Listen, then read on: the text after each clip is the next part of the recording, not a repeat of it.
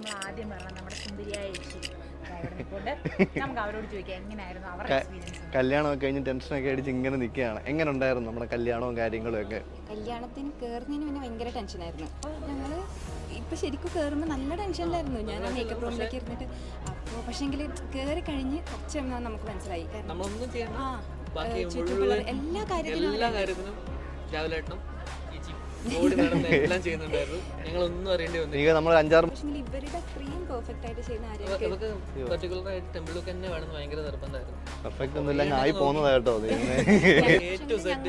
ബാക്കി ഇപ്പം ഇന്നലൊക്കെ ഞങ്ങൾക്ക് നല്ല ടെൻഷൻ എന്താവും എങ്ങനെയാവും അറിയില്ല. കാരണം ഞങ്ങൾ തന്നെ എല്ലാത്തിനും ഓടി ചാടി നടക്കണ്ടിരുന്നില്ല. Full coordination. പക്ഷേ ഈ ദിവസം ഞങ്ങൾക്ക് എന്തായാലും ഓടാനും ചാടാൻ പറ്റുള്ളൂ. പക്ഷേ അറിഞ്ഞില്ല.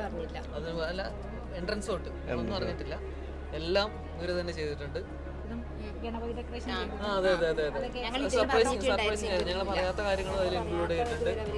കണ്ടപ്പോ തന്നെ ആൾക്കാർ എന്നോട് ഒരാൾ കാറിൽ വന്ന് പറഞ്ഞെന്താന്ന് വരണ്ടാന്ന് വിചാരിച്ചായിരുന്നു. പക്ഷെ വന്നില്ലേ ഭയങ്കര നഷ്ടമായി. ഇത്രയും ദൂരം ട്രാവൽ ചെയ്ത് വന്ന് ഇത്രയും ദിവസം ഇവിടെ സ്പെൻഡ് ചെയ്ത് ചടങ്ങ് ഭയങ്കര ഗംഭീരമായിട്ട് നടത്തിയത്.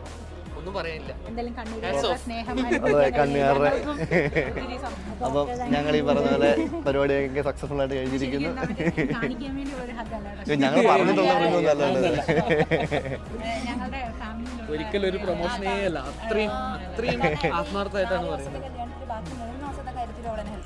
അതെ അതെ ഓരോ കാര്യങ്ങൾ പറയുമ്പോൾ നമുക്ക് ഡൗട്ട് അതെ അതെ അതെ ഇനി പത്തനംതിട്ട വരുമ്പോൾ ഉറപ്പായിട്ടും അങ്ങ് എത്തുക. നമ്മുടെ ക്രൂവിനല്ല ഇതൊരു ട്രിപ്പായിരുന്നു. അപ്പോൾ ഓക്കെ, താങ്ക് യു. അതെ അതെ ശരി, ഓക്കെ, താങ്ക് യു. അപ്പോൾ ഓക്കെ, ബൈ.